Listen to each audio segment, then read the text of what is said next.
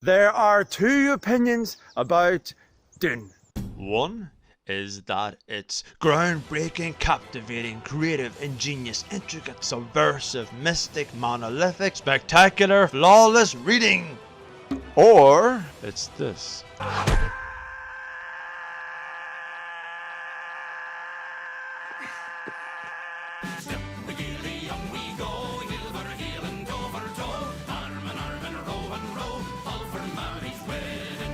The book Dune by Frank Herbert. Date of release 1965. Alleged crimes, dull story, and anticlimactic. Background. Well, it is commonly acknowledged that in the 1950s, the worlds of science fiction stories often looked like this and this and this. The Beatles are coming! Then, in the 1960s, after decades of these planets in science fiction, this scallywag Frank Herbert devoted 5 years of his life to researching, writing, and finally publishing his story Dune, taking place in a new type of planet, a desert planet. The reaction was huge, it was ginormous, it was monumental. It recreated the concept of the space opera and received the greatest acclaim you can imagine. Glowing reviews, Hugo Awards, translations into dozens and dozens of languages, and becoming one of the best-selling science fiction novels of all time. It couldn't have a better reputation and has been esteemed by some as being the greatest science fiction novel ever written. But that's all concerning the book's legacy. The book's conception is just as impressive. Frank Herbert's inspirations for the concept include Oregon dunes on the Oregon coast, the legend of King Arthur, and the hypothesis that moving sand dunes could potentially swallow lakes, rivers, roads, highways, and even whole flipping cities. But most amazing of all, when Frank Herbert was seeking a publisher, everyone in the English world must have pursued him, right? Wrong. Actually, it was rejected by close to 20 publishers before being accepted. By a non-fiction publisher, known for auto repair manuals. Oh, of course, we need the prayers of the righteous and the valor of the brave. Duh. This must be it. So let's get into it. Let's dissect Dune.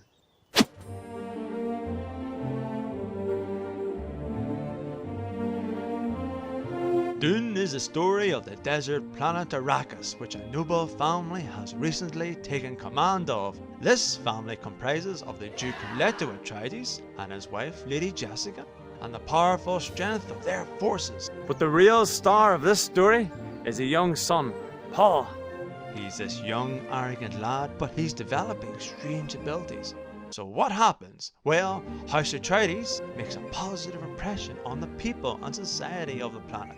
There are organizations, however, who are envious of their house and their ever-expanding army. A direct conflict with a noble family soldiers could be perilous. So what do? Do they give up? Do they become friends? Do they fight them with potatoes? No, they strike the family from within. And the epic destiny of Paul is unveiled. Now for science fiction world building, this is the gold standard. There's heaps to mention here, so I need to get through this fast. I was fascinated by the houses, I was fascinated by the planet's native Freemen and their culture, I was fascinated by the spice substance, the valuable drug of Dune, and I was fascinated by the mysterious all-female superhuman group Lady Jessica secretly belongs to. And the enormous sandworms. These were particularly interesting. Sweet baby Moses, how the heck did Frank Herbert envision all this in the 1960s? Not only was it exciting to read about these beasties, but it was even better to read about Paul learning to ride one. look at these things. Apart from these, not one other alien appears. Wait, are these things real? Did they take my sheep? I knew my beloved Sydney would never have left me. There's political intrigue everywhere. It's not unlike Game of Thrones. It's all about the political relationships and partnerships. And there are engaging characters. They are leaders, advisors, sons, daughters, smugglers, assassins, and warriors. And there's strong connections to imperialism, narcotics, wild spiritual beliefs, and fierce racism. You know, normal Ireland stuff.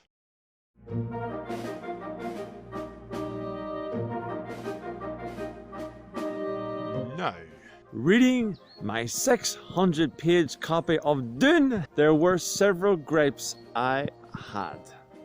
70% of this book is dull, really dull. It's filled with descriptions and internal monologues that went on and on and on, and it really has a problem with pacing. The robotronic dialogue summarizes the story developments and then removes the enthralling spirit out of these developments. So then it leaves you with these disappointing action sequences. For flip's sake, how could I have ever tried to read this when I was a wee lad? I would have no patience for this. The story reminded me a lot of Dances with Wolves as well.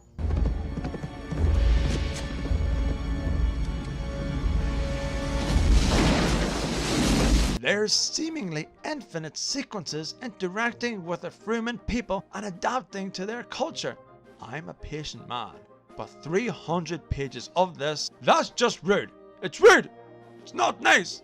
Go watch The Godfather again and imagine if the Sicily period of that film was almost the entire second half of the film. It's just, even in the middle of the day, I think about this part of the book and I scream. And worst of all, it culminates in a hurried finale.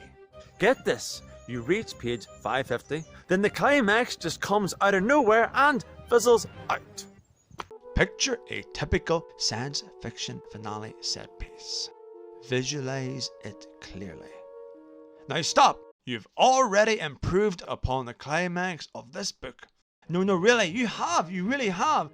Yet, it's still the most lovable and charming thing I've encountered all year. Look at it. It's a work of genius, isn't it? I mean, it's a Christmas tree with a hat. Alright lads, we got to wrap this up because people called the cops on me. So is this book guilty of being an overrated classic? Yes. Could it use an editor? Could it sprinkle a little more suspense and danger of the first half than the second half? It maybe could. To those who are not passionate science fiction readers, I can't recommend this book. I can't. But I can recognize it was instrumental in evolving the conceptions of science fiction in its era. No Dune, no Star Wars, no Nausicaa, no Tremors. I wish I enjoyed it more, I really do. However, it still is a story, brimming with imagination, fantastic concepts, and magnificent world building. And if you want to learn about the cancelled production of a 10-hour Dune adaptation with Salvador Dali, Orson Welles, Mick Jagger, and a score by Pink Floyd, you absolutely have to check out the excellent documentary